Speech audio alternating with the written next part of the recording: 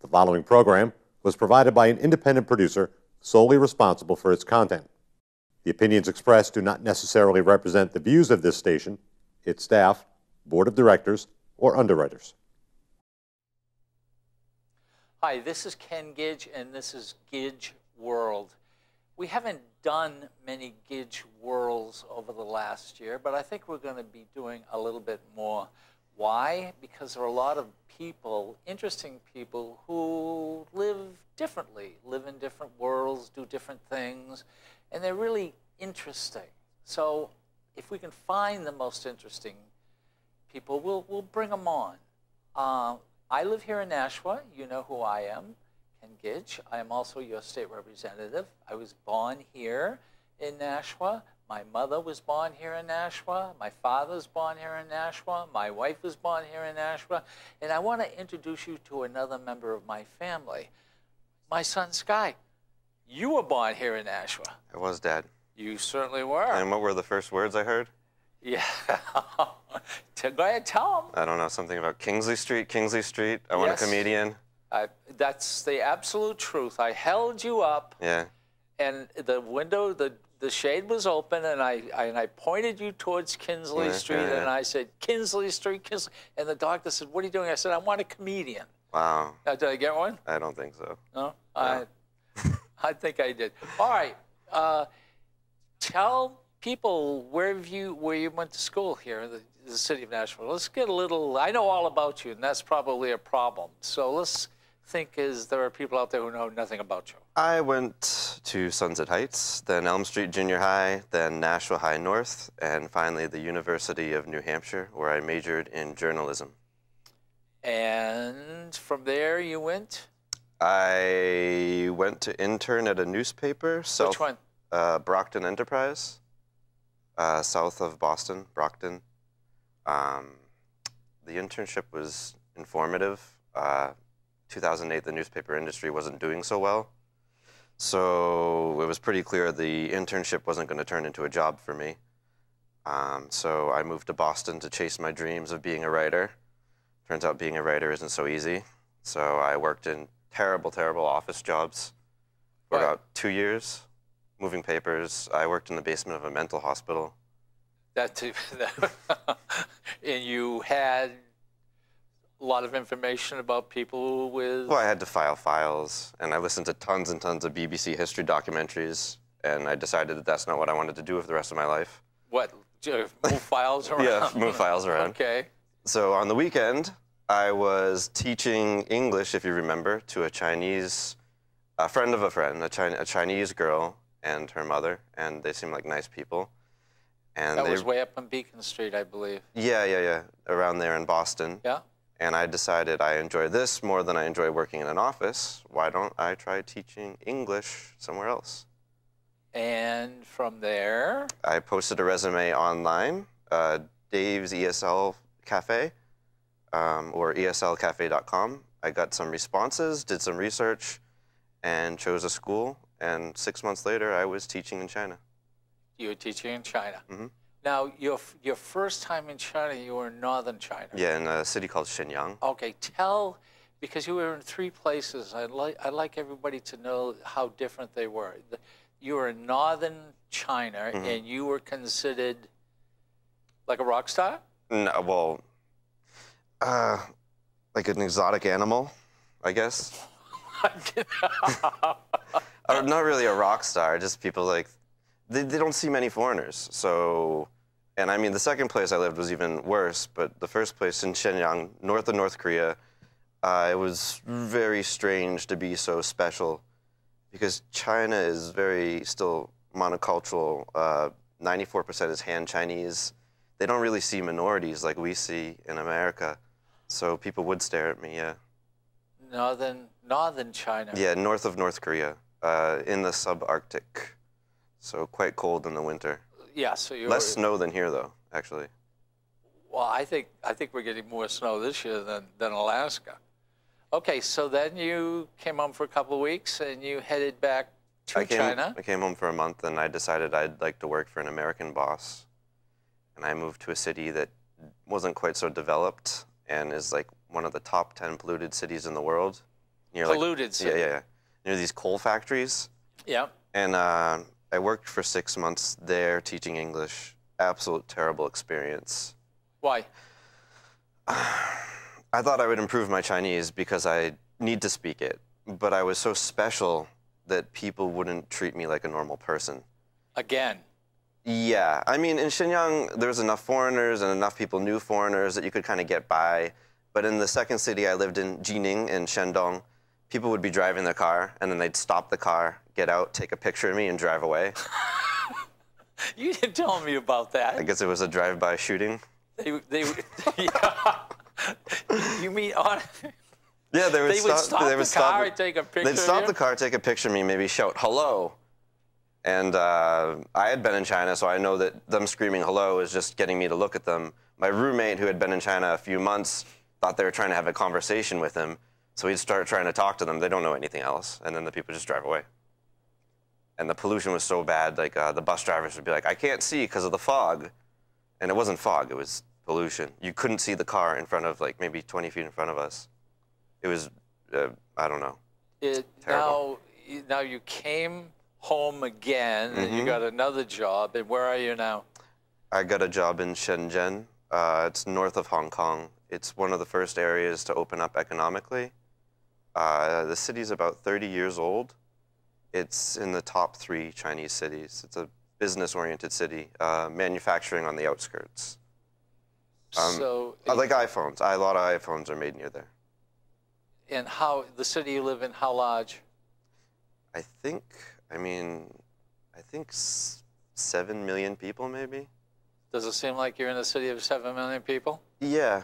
But I mean, what they consider a city is pretty big. They have a lot of land, and then I wouldn't really consider that part of the city if the metro doesn't reach there. But yeah, I mean, it's a big city. Modern. I take it 30 years old. It's pretty modern. Yeah, the stuff they have is modern. The buildings they have are modern. A lot of the buildings they have are modern. They have a nice subway designed by Germans, I think. Oh, really? Is it run by or built by? No. It's run by the local government, but I don't think that that's Chinese engineering. No, that's right. Germans, in fact, I think they were talking about that in Boston.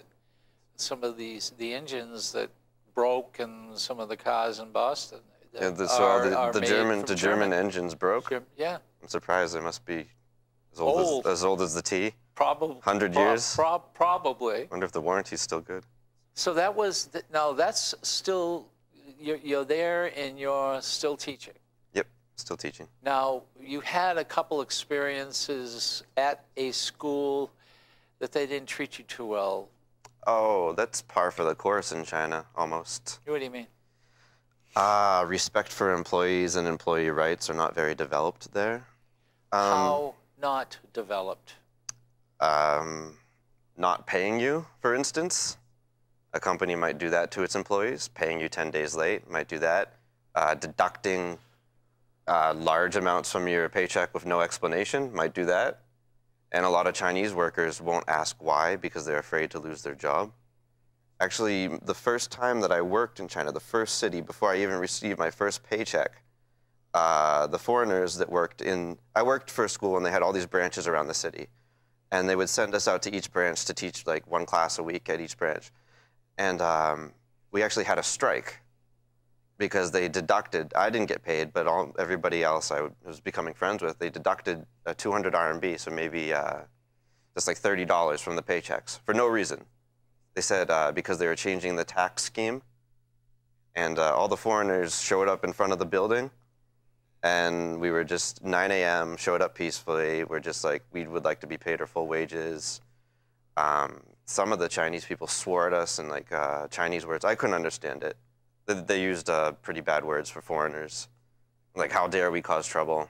Then they brought us into the big conference room, and we sat there for about half an hour, and then the big boss man came in with envelopes filled with whatever money he owed each people, and they knew the exact number that they owed each person. Yeah. And they gave them out, and then we left, and that was my introduction to workers' rights in China. And so, so if you were Chinese living in there, you wouldn't complain. Well, I can give you a perfect example because they did the same thing to the Chinese employees, only worse, that they didn't pay them for a while. Some talked about not going to work, but they just kept working. And I'm not sure that they ever got paid their full wages. So that's from Chinese to Chinese companies. Yeah, Chinese company treating the Chinese. Chinese people, their goal, the ones that live in China, are to work for a foreign company because they treat their employees so much better. Really? Yeah, they treat their employees so much better. They have employee protection, just basic respect for somebody overtime. A lot of Chinese don't get paid overtime. They're expected to work overtime, but they don't get paid for it. I've heard about a bit of culture shock for Chinese people when they're asked to stop working at 5 p.m. They don't understand why their boss would ask them to stop working at 5 p.m. So they think they're getting fired or something? Or? They just think it's interesting that they'd be asked to go home. But it's a lot of efficiency is tied into that. A Chinese employee who works at a Chinese company, they are notoriously inefficient. Give me an example. Something that would, like preparing a document, okay? Maybe an office worker in America would spend 1 hour on this document. A Chinese worker who knows that they're probably not going to get a full paycheck at the end of the month, their boss is rude to them, they'll spend 6 hours on it. And they're both equally capable people, but I've worked in offices with Chinese and foreigners, and the level of productivity is very different. But then Chinese that work at foreign-owned companies that have that kind of company culture of productivity Yes. and treating them well, Yes. they tend to perform really well. I mean, they do well. So is this, it's interesting that what you're saying is that the Chinese businesses treat the Chinese poorly. Everyone wants to work for an American company because they're foreign companies. Mm. And why? What, you say it's just a culture? That's just, why? I think it has a lot to do with short-term thinking, and you know that they suffered from famines. I think the last famine was 1958, and they had the Cultural Revolution, which didn't end until 1976. And the generation now that runs the businesses was raised by a generation that had to think about benefits today, having food to eat tonight, just immediate short-term gains. So if a boss can not pay all his employees a few hundred RMB and keep that RMB for himself, he might just do that. And he doesn't see anything wrong. It's necessary to protect his family in his mind, even though it might not actually be that way. And that's an explanation. I mean, I have no scientific evidence that this is true, but that's an explanation that I've heard again and again. It's just the mindset hasn't adjusted to modern business practices. Well, it's like, I guess what you're saying is like the Great Depression, when I have no idea. A lot of people, you know, lost everything, had nothing. Some people were honestly out on the streets. More people sleeping. So they got, then when they got jobs, they really worked hard and turn off the lights. The Great Leap Forward, to compare it to the Great Depression, I'm sure the Great Depression, some people died from malnutrition, but the largest estimation I've heard for people, Chinese that died, is 80 million. What? Up to 80 million. Up to 80 million. That's the highest. During the famine? Yeah, that's what I've read. 80 million? That's the highest estimation. Some people say 40, some people say even 10. Yeah. It's difficult because obviously they didn't want to put this on record. Yeah. No, they wouldn't. Is the Chinese like that? They don't want to, they want to write their own history, if you know what I mean? Like anybody wants to write their own history, but yeah. Have you ever heard of the concept of face? No. It's your outward appearance, and the Chinese put a lot of value on face. Really? Yeah. So if they can make the history look good, it's almost as important as the actual content of the history.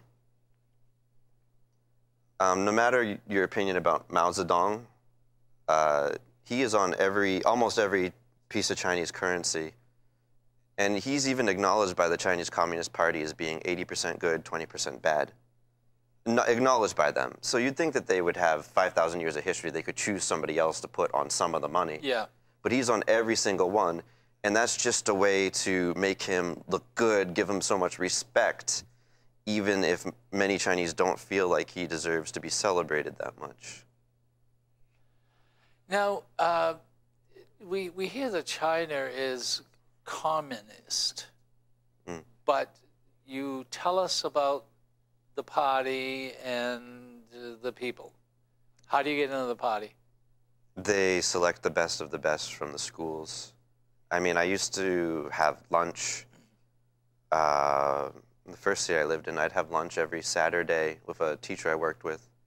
And one day she's like, "Oh, I'm a member of the Chinese Communist Party." And I was like, "Really?" Nothing seemed particularly special about her. She just did very well in school, got approached to join, decided to join, and it benefits you because you have connections, get better jobs, you meet people who know people who can help you out in some way. So it's so the rest of the Chinese are not in the Communist Party. So basically, it's the Communist Party that runs the country, but there's such a disconnect between the government and the people? No. I wouldn't put it like that. I'd say that they understand pretty well what's going on. I'm not sure a disconnect. They don't have, I mean, I told you that I was teaching at the same school and eating lunch with a woman who was a member of the Communist Party. It's not some kind of crazy disconnect like you're imagining, I don't think. It's... They are more entitled. They do get away with more. There's actually a separate justice system for party members. You're kidding me. No, seriously. And for officials that disgrace the party or do something very wrong, they have like torture centers. What? Well, they're torture centers? Where they take people and torture them, yeah. Oh, please. They have torture centers for people who are elected officials who do bad? Yeah. And how do they torture them? Do you have any idea? You can find information about it online. It's not much information gets out about that, but I've read a few articles about it. But well, keep in mind, everything I say, take with a grain of salt. These are things that I've heard people say, things that I've read online, things that Chinese people have told me. I'm an English teacher. I'm not some kind of researcher or anything like that, so I'm it sounds like it's a perfect place for a writer. You must have... Depends what you want to write, yeah. Depends what you want to write. So, you've been in China for, what, going on 4 years? Yeah, almost 4 years. You planning on staying forever, or? I wouldn't say forever. I mean, I'd like to move out of teaching. But right now I'm doing quite well with my students. Within the next year, You founded your own school. I have private students, and we're doing okay financially. So you're your own boss. Yeah, I'm my own boss. And you were working for somebody. You talked about the money, but tell us about that person you worked with who had a larger school, I take it, a lot of advertising, and how he treated the kids, no books. Okay, under the full assumption that because you can't see YouTube in China, under the full assumption that this gentleman who I worked for won't see this, I'll tell you everything. Okay, so basically he had a lot of money that we're pretty sure came from his wife's family. This training center I worked at, he did not care about the students. He did not care about how many students were coming to the training center. He just hired some teachers, gave us rooms, and then put together an advertising team of about 6 people to get students to come. The students come. We have no organization. He wouldn't hire a principal or a qualified leader for the teachers. Basically, it went as well as you can imagine it went. We did our best. We didn't appreciate it when we were insulted for our teaching quality. We didn't appreciate it when we asked for things such as books and markers, and this gentleman who had a lot of money wouldn't provide them. But he would hire an extra assistant for himself, and he wouldn't come to the office most days of the week. To be honest, it may have been a money laundering scheme. Oh, I didn't think about that. That does happen over there? It happens everywhere. It happens everywhere. But I mean, I can't imagine why he would be running a place like that so poorly. I mean, unless his ineptitude is beyond what I've ever seen, which could be the case. But you talked about money laundering. Is there a lot of corruption over there? Is there a lot of corruption? Of course. They acknowledge it. Give us an example. Well, they're arresting people, and I wish I could have done a little bit more research. I could give you the names, but this is in the news. They're arresting people. They arrested the head of the security, who was a member of the 9-person team that was running the country for the last 10 years. Yeah. They executed some of the people that were closely associated with him for corruption, and also probably the guy was probably involved in murder and stuff. There's corruption, but it's very ingrained in the system, and a lot. That's like the top 9 coming down. There's corruption. There's corruption All the way down to where you are? How? Do you see it every day? Me, personally, my personal experience with corruption is almost zero. I am a foreigner. They don't want to deal with me.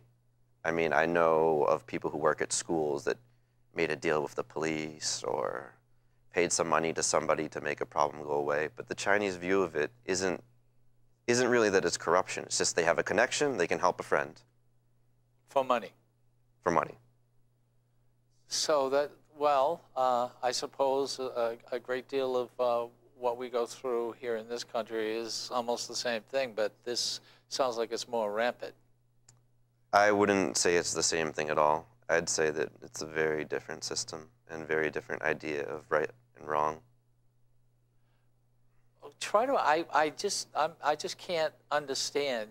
What you're saying is that it's passed down. It's like a gene that's in people that. No, I wouldn't say it's a gene that's making people unethical. I would say that they've been raised with this sort of culture for immediate gain. Financial gain is right. Lying is not wrong. So if you lie to make more money, that's fine. And that's accepted. If you sat somebody down and asked them, is it right to lie to make more money? They might say no. But that same person would go to work the next day and do that. If you go online to find advice about running a business in China, they say, be prepared for your Chinese partners to steal from you, because they always will. That's online? Yeah, that's online. That's part advice, yeah. Expect your Chinese partners to steal from you. Mm-hmm. No, now, an American company goes over there? Well, okay, we're talking about a small business. If you're talking about all right, a multinational, like Foxconn, for example, yes, which is run by Taiwan, who have a better handle on Chinese culture, yes, for obvious reasons, they would be able to manage the system a lot better than a foreigner like me trying to start a pizza chain. Oh no, I understand. But I mean, these stories are over the place. Like, just pizza chain in Beijing gets up to six stores or whatever. Okay, the Chinese partner who has his name registered, because it's easier to register with a Chinese name than a foreign name. So they use that. The guy decides he's happy with the income coming in from the 6 stores. The next day, he changes the locks and tells the foreign people to go away. Now, what are the foreign people supposed to do? They can bring it to court, and the Chinese courts will almost side with the Chinese. And if they do that, it'll be years as it goes through the legal system. So the people lose 2 years. They lose all that income. It's just worth it more for them to move on. And that's a real risk of doing business in China, from what I've heard. People like Apple, you did say that Apple... They contract Foxconn. Okay. Foxconn, you know, the huge company. Had a rash of suicides a few years ago. Tell me. The Apple factories? Yes. The employees discovered that if they killed themselves, their family would get quite a bit of money. What? You haven't heard this? No, I haven't.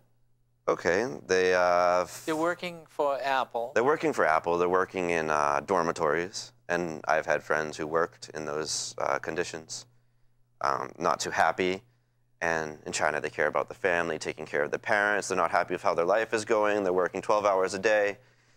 Somebody jumps off a building, their family gets a huge sum of money, to them a huge sum of money, and then for a few weeks or a few months there's people jumping off the buildings. And then they put up nets. I don't know if they're still up, but they put wood. They built wood out of the side of the buildings and put nets so that people couldn't jump. You're kidding me. No. I've never heard of that. I think it's pretty, I think it was in the news. So in other words, someone jumps, they know they're making money, so other people decide to follow this. Well, it's to give up their life? To benefit their family. Okay, so they must really feel like they got a bad life. Yeah, I mean, I can't imagine what they were thinking or feeling. They couldn't have been very happy people. You have an Apple phone on you, I have an Apple phone on me. You're saying Apple does not send Americans over there to run the company. They hire a company from Taiwan. Is this correct? Apple contracts Foxconn and a few other companies, yeah. And so... They send designers over there. They send people to check on quality. They send... Well, you said these people live in dorms, not a very good life, so... The people making the phones, assembling the phones. Okay, yeah, they're Chinese. Yeah. Obviously. Yeah, yeah. So they come in from the country, I take it, outside? Or, yeah, coming from the countryside. And they live in the dorms? Mm-hmm. Live with quite a few people in each dorm room. But you got to understand that this is actually probably an improvement over their other life they could have. Example? And they could live in the countryside, make almost no money, have no access to health care, have no discernible future. I mean, other than getting old in the countryside, taking care of their family and dying. A lot of people move to the big city to chase their dream. I mean, that's true in America, too. And you start at the bottom, which is usually manufacturing jobs, at least where I live. Now, you said the people who make Apple phones work 12-hour days? I don't know exactly. And actually, that might not even be true anymore. You can read these reports online. Okay. Apple contracts companies, and they find, every now and again, they find a company forcing people to work longer than they're supposed to. I think they had trouble with child labor a few years ago, but now they don't. I think that they've improved the system overall. But all these improvements, which is happening across the board, is actually causing trouble for the Chinese companies because they can't stay profitable. What? They can't stay profitable because before the labor was so cheap, the American companies contracted them, so a lot of the factories are moving west. I mean, I personally have a student, his parents, and I also teach his parents English. They have a factory that they had to close down because the costs just got too high. They had to pay the employees too much, and so they have to move the factory to west where they can get cheaper. Yeah, cheaper labor. Wow, I didn't know all of this. I didn't know all of this. So the Chinese are having problems. I mean, what do they pay their employees? Do you have any idea? It depends where you live. Depends if you live in a city. I know that you're going to want the number in dollars, and I've been there for so long that I just think in their currency now. Okay. An English teacher starting out would probably make about 12,000 RMB starting in a basic city and maybe housing provided. A Chinese secretary who sits at a front desk 9 hours a day and answers phones might make 3,000 RMB. That's a month. Yeah, a month. Sorry. And an RMB is? RMB, it takes a little bit more than 6 RMB to equal $1. Okay, 6 RMB for $1. Okay, so, wow, I'm getting to learn. I didn't know all of this. I didn't know that. I'm not saying it's bad. You've been there a while. Have you noticed the country itself growing? The people, are they changing an attitude towards the government? Are they expecting more? I'd say, based on personal experience, it seems to be closing off a little bit. What do you mean? More and more foreign websites are blocked. People who've been there longer than me say that most companies used to offer English services or services in English. Now a lot of them don't. American companies or foreign companies trying to do business in China have to face a lot of government pressure. And like they have to compete with state-owned companies, or they're not even let in at all. American companies. Yeah, or they're not let in. Like YouTube isn't allowed in. Facebook, no. Yeah, and I think didn't Google... Google voluntarily backed out when they found out that the Chinese government was trying to hack into their email system. So if you in China try to go to Google, they send you to the Hong Kong website, but they block that too. And they make Gmail very slow on purpose, so it looks like Gmail's doing a bad job, so people switch to something from China. Something from China. Or something more friendly to the Chinese government's. In other words, they'll give them the information they want. Mm-hmm. Something like that. Alibaba, are you familiar with that? Yeah, Jack Ma, all that. Runs everything, phones, everything. I know his auction site. I know, I don't know how to say it in English. He's the largest company in the world. I believe. It's internet banking. It's a new internet banking thing he's doing. It's pretty successful. Really? Yeah. Alipay. It's called Alipay in English. I don't know. He seems like an enterprising guy. You weren't a big fan of him because... Well, I saw him on Charlie Rose, and he was interviewed. And and of course, it's interesting that we're talking about Alibaba because Charlie Rose asked him, he says, well, you know, you got a big company and you're coming here, but the government stopped other companies from doing what you were doing, so you had, you know, quite a long time with no competition. Does that sound like? Well, that's the truth.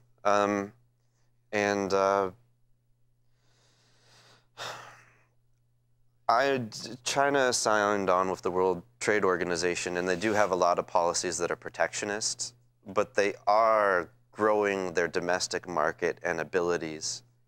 They want to have Chinese brands that can compete on a global scale, or at least that's the official line. And if they let, for instance, foreign banks come in and do business in China, I'm guessing that almost every Chinese person would put their money in with a foreign bank. All right, you told me about going in and opening a... Oh, the Chinese banking system is... Tell the... How long do you think it takes to open a bank account here? You have proper identification, everything ready, you just want to open a bank account at the bank down the street. Maybe 20 minutes. Okay, 20 minutes. Process in China, even for a Chinese person, maybe 2 or 3 hours. Why? Lines? I have no idea why they make it take so long. I've heard that the banking system was designed for people whose job was just to stand in line for big companies. It was never designed to be a retail banking system, and they haven't caught up yet. I mean, there's few banks that are getting better, but the difference between Hong Kong banking and going to a bank in mainland China is just a world of difference. You go to a bank in mainland China, and you will be standing or sitting there for 45 minutes before somebody talks to you to tell you that you're in the wrong place. So you got to go someplace to get on another line? You got to go someplace, get in another line. Their hospitals are set up like that too. Explain. You have to stand in a line to find out where you should go, then you stand in a line somewhere else. Then a lot of times you'll be told that you're in the wrong line or that's not the right department. I graphed it out a long time ago when I first got medical treatment in China. So it was, you go to the front desk and they send you to another desk, and then that desk tells you you should go to what floor. Then the doctor there told me I was on the wrong floor, so we had to go back to the front desk to go to a different floor. At the different floor, they sent us to see a doctor where we stood in line. The doctor prescribed medicine for me, which we had to go downstairs to buy and bring the medicine back up to the doctor so the doctor could explain the medicine to me. And that's just, that was when I had a bad case of conjunctivitis. Okay. Now, you did say, so these are, get back to the banking. The banking system basically is, I take it the hospitals also are Chinese and run by Chinese, and that's the way they do it. Well, there's a few hospitals designed for Westerners, run by Westerners, but they're too expensive. For the Chinese? Too expensive for most Chinese, and probably too expensive for me, too. Really? I mean, I could shell out the money if I wanted to, but it'd be a huge amount in comparison to my income. They're more designed for businessmen over there. So what do they fear if Hong Kong banks come in and treat people better, and you can get through everything in a short period of time? From what Well, from what I understand is they don't want foreign banks because the foreign banks will outperform the Chinese banks. The Chinese government also controls the interest rate that a Chinese person can earn on their bank account, which is sometimes below inflation, which obviously isn't a very smart investment for them. This is just stuff that I've read. If a foreign bank came in, they're afraid of capital flight, money going out of the country, stuff like that. Recently, they said that they were going to open a part of the city I live in and let Hong Kong banks set up there. Yeah. And that's meant to put pressure on the Chinese banking system so it will improve and have some competition from a more advanced retail form of banking. In other words, you can't get somebody, a Chinese person probably working in the U.S. banking, come over there and straighten the banking system out. You need to have a bank come over to show them basically how to run it? I think the idea, the government's idea, is that it's going to provide competition and force the state-owned banks to improve. A Chinese person going there to fix it, I think that these are huge institutions that can't be changed that easily. Okay, healthcare. Yeah. Tell me about healthcare. I think last time you were here once before, and you told me, I think, was it the first day you were there, you saw somebody laying on the ground in front of the hospital? Oh, second day in China, I saw somebody dying in front of the hospital, which opened my eyes to what, it's 2011 maybe, or maybe late 2010. I guess I'll describe it for you. In China, or in many places, if you don't have enough money to pay for whatever medical service you need ahead of time, they won't treat you. They won't. Dying outside doesn't make any difference to them? No.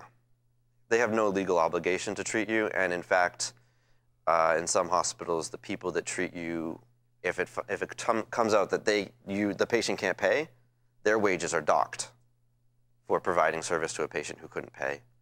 And you mean if somebody, a doctor...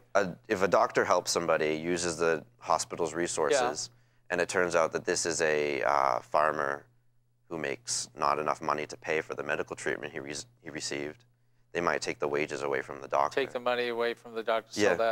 So that... So one of my first days in China, I saw a man, shiny, nice hospital, right? Beautiful, like something you would see in America, or like maybe a Boston hospital, amazing. And they had this big glass window and like emergency room in Chinese and English also, I think. And there's this man laying out front with like kind of a straw hat, and he looked kind of dirty. He was a migrant worker. It's very easy to spot them. They travel the city to sweep the street. This migrant worker had his legs basically busted open. I could see the bone coming out of his legs and the skin turning green. And there was a small crowd staring at him and some security guards staring at him. And he was in full view of whoever was in the hospital. Somebody must have dropped him off there hoping that somebody would help him.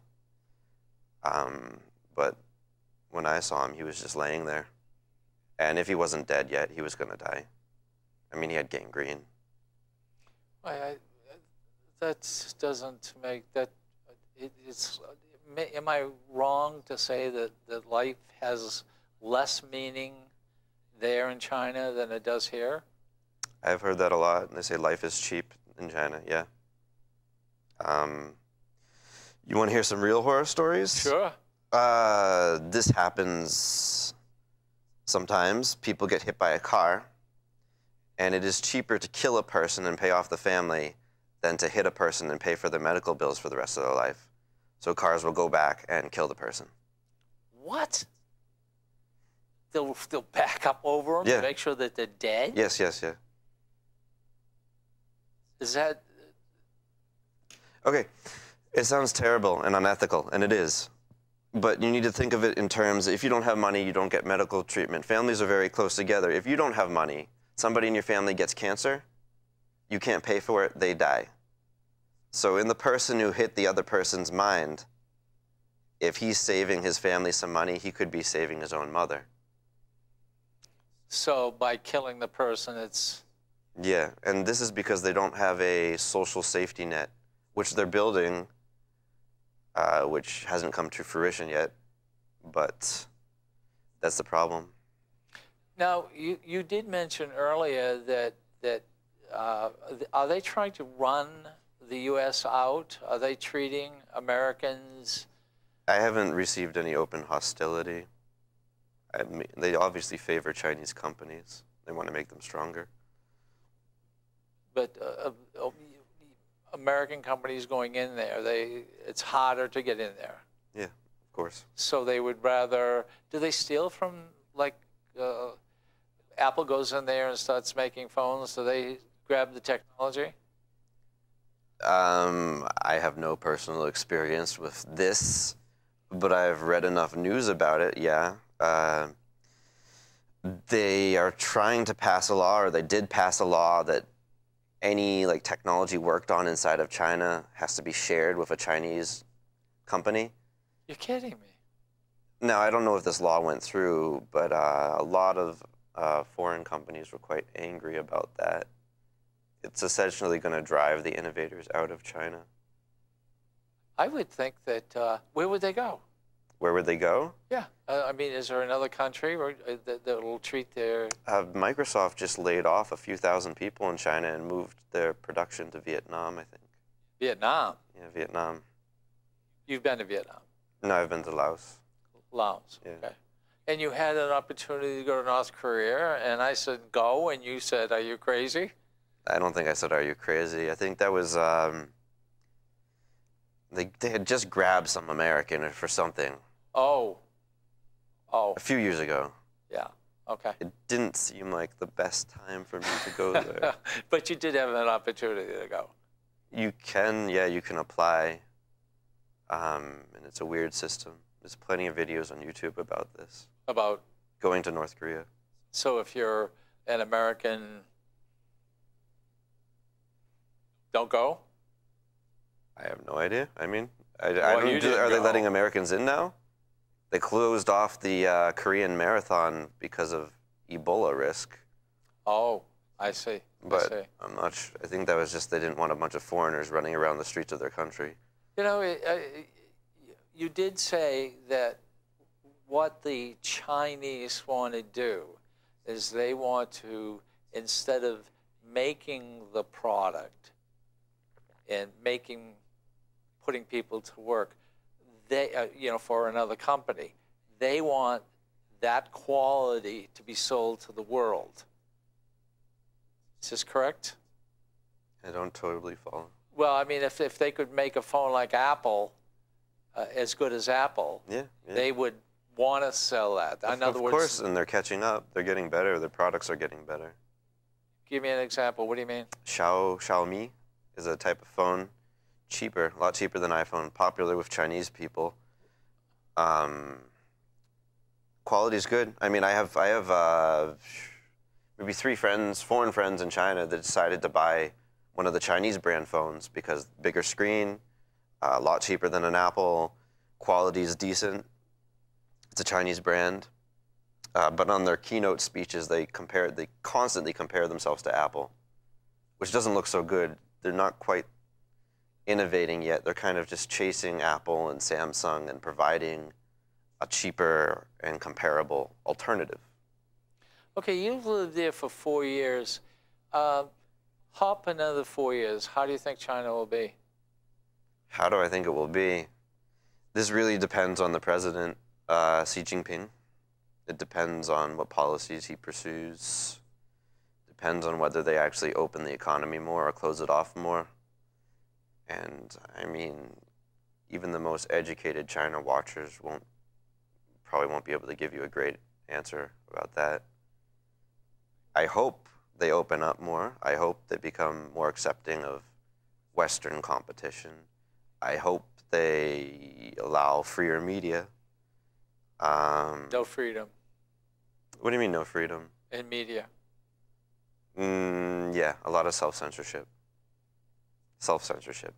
Well, we had talked about this before. When you first went to China, you had on your, your computer screen, the gentleman who, during the Tiananmen Square, massacre, he stood in front of a tank, and the tank would try to go around him, and he'd walk over, and you said that you showed that to Chinese people, and they.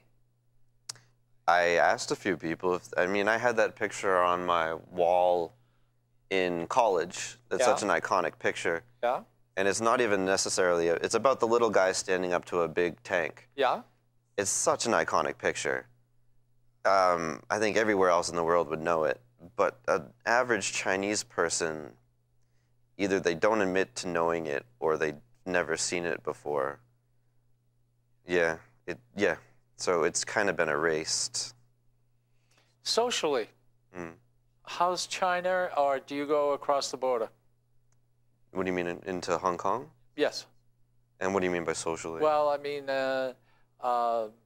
meeting ladies, going out to, is there a sport that takes place?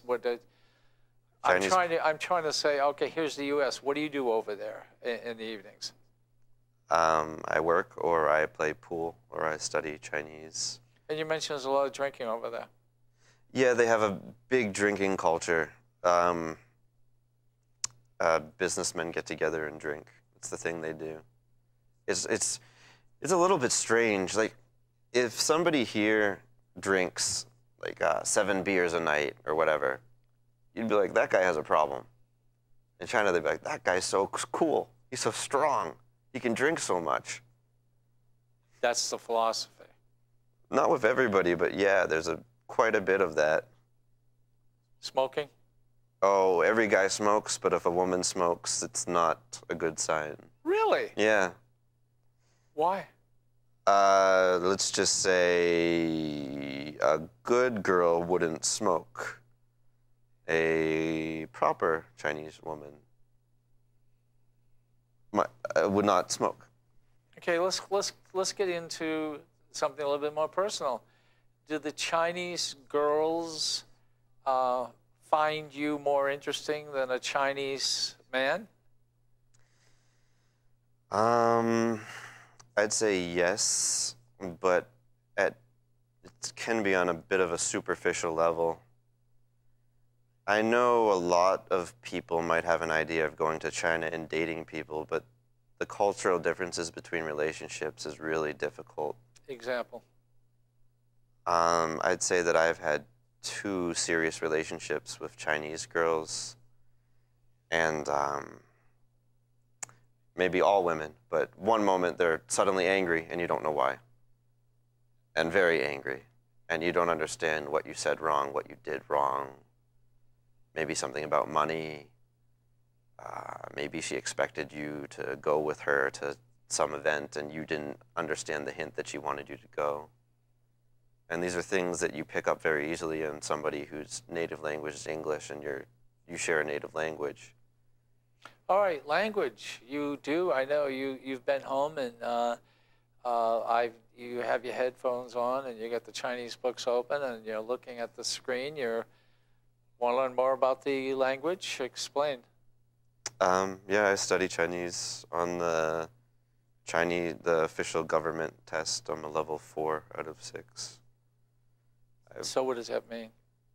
I can have day-to-day conversations, maybe a bit above that, understand emails, type it, definitely text messages, stuff like that, talk to friends in Chinese, How do you organize. text in Uh, Chinese? you type the sounds. Give me an example. Okay, China, the Chinese characters are not phonetic, right? Okay, right. They're symbols to represent ideas. Okay. So in the 1950s, I think, they invented the pinyin system, which is using Roman characters to represent Chinese sounds. You type these Roman characters, like A, B, C, D, Yeah. into your phone to represent the Chinese sound, and the phone lets you choose between 5 characters that it could be, and that's how you form sentences with characters. Now, do you want to you want to read Chinese? Is this correct? Yeah. Literature, just to get along over there, or? I really like reading stories. I like reading stories, so I read some stories in Chinese. No. Also, talk about writing. When you came home, one of the first things you did mention, and by the way, I'm sure it's like this with every family. You know, your kid goes away, he comes home, you want to know something, you can't get anything out of him, except you wrote for a magazine on food. Yeah, I wrote a 300 restaurant review, 300-word restaurant review. Tell our watchers, what was it? It was a upscale. It's just an upscale seafood place with a wine bar. I wrote a 300-word food review, just freelance, And something to do. did it go into a magazine or? Yeah, it'll be in the magazine, I think, this month. It's just a simple food review. So are you trying to? Is that a way to get into magazines or? I'd be happy to write more articles for them. Have to see if it comes to that. I'll talk to them about it when I go back. But you're getting more interested in the business aspect. The business aspect in China? Yes. I'd be very happy to pursue any business opportunities. Okay. Okay. So, over here we have baseball, basketball. I mean, do they have games like that? Badminton. What? Badminton is a national sport. Ping pong, obviously. Yeah. But the thing that most people don't know is badminton. They are crazy about badminton. Badminton superstars posing like next to milk brands. You're kidding me. And cooking oil brands. I never heard that. And it's like a guy holding a badminton racket, and you think, like, what an uninteresting sport. but no, they're like superstars there. I mean, we have American football, so they look at that and they're like, what is this? Yeah, it looks like a giant guys smashing into each other. They look dangerous. Yeah, they look dangerous. We're not fooling around with those Americans over there. They put the helmets on and they try to kill each other. Basically, yeah. But I mean, they tried to start some American football leagues there. I don't think they took off very well. Baseball is... I've never seen Chinese people playing baseball. Really? I've never seen kids in a park playing baseball. Plenty of soccer. Soccer must be the... It's strange because I spend so much time with people from other parts of the world. Now I would call soccer football. French fries, chips. Oh, really? Yeah. These are trousers, by the way. So, okay. Besides meeting, you obviously have met a lot of Chinese people. Do they possess a religion? Do they have a philosophy? Do they? When I was in Western China, I saw a lot more signs of religion, a lot more prayer beads, stuff like that. In Eastern China, they had the religion pretty much taken away from them, and a lot of them haven't gotten it back. But there are state-sponsored churches and some underground churches. The interesting thing about the state-sponsored churches is they can't preach about the end of days. They can't preach about the second... on paper, they're not supposed to preach about the second coming of Christ and Judgment Day, because it suggests a time when the Communist Party won't be in power. And the Dalai Lama? They're not a fan of the Dalai Lama. Some of the more hilarious insults that I've heard is he is as bad as the Dalai Lama. Really? Yeah, the state media can be pretty tone deaf as far as what public opinion outside of China is. We don't see it, and there's probably reasons for it. Are there any demonstrations? Anti-Japanese demonstrations. Anti-Japanese? Yeah. Any, because of what took place during the war, obviously. They're Yeah, still mad at the Japanese. World War II, and I mean the way that my Chinese friends explained it is that the government gives people a chance to let off steam towards an enemy. You got to understand that the hatred towards Japan is how the government, it's how it's branded itself since 1990, is Japan is our enemy, Japan did terrible things, Japan never apologized, which actually isn't true, they have apologized. Maybe not as sincerely as the Germans did, but Japan has officially apologized on many occasions. The city I was living in 2 years ago, they had anti-Japanese riots on the street. They smashed the sushi shops and flipped over the Japanese cars. Sushi shops which were owned by Chinese people, where Chinese people worked. Cars which were manufactured in China by Chinese people, just had a Japanese brand and Japanese supervisors at the plant. Wow, that's certainly interesting. Every night you can turn on the TV and see anti-Japanese soap operas. How about American? Anti-American? There's some anti-American diatribes in the press, but I've never seen an anti-American TV show specifically. We got less than 40 seconds. How can people get in touch with you? Email address? You on Facebook? Yeah, they can search for me on Facebook. My name is right here. Yeah, Sky Gidge, who is right here. Who is my son, and I've said this before, and I'll say it again. Parents don't tell their children that they love them enough. And probably I tell you maybe too much, but I really love you, kid. And I love you too, Dad. Your mom, your mom and I are proud of you. And by the way, this kid does have a sense of humor. Okay, thank you very much. This has been Gidge World. The preceding program was provided by an independent producer solely responsible for its content. The opinions expressed do not necessarily represent the views of this station, its staff, board of directors, or underwriters.